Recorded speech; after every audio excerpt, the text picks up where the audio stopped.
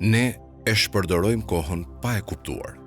Një profesor hyri në sallën e leksioneve dhe i pyeti studentët e tij: nëse do të kishit $86,400 me vete dhe dikush do t'ju vidhte $10, a do ta ndiqnit për t'ia marrë $10 apo do ta linit dhe do të vazhdonit rrugën?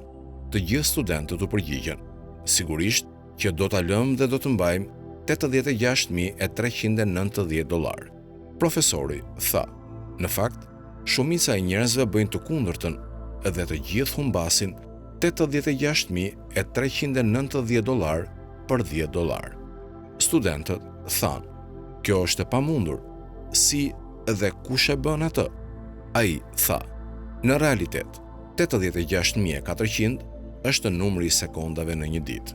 Për një fjalë të bezdisshme që dikush ju thot, ose një situatë që ju zemëron në 10 sekonda, do të vazhdoni të mendoni për atë situatë për pjesën tjetër të ditës, dhe ato 10 sekondat do t'ju bënin që të humbasin 86,390 sekonda.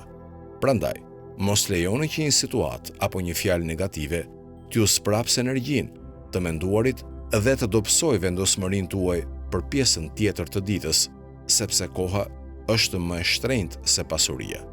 Ajo sekond që ikën nuk kthehet më. Allahu i madhëruar betohet në kohën në Kur'an, e kjo do të thotë se koha ka shumë vlerë.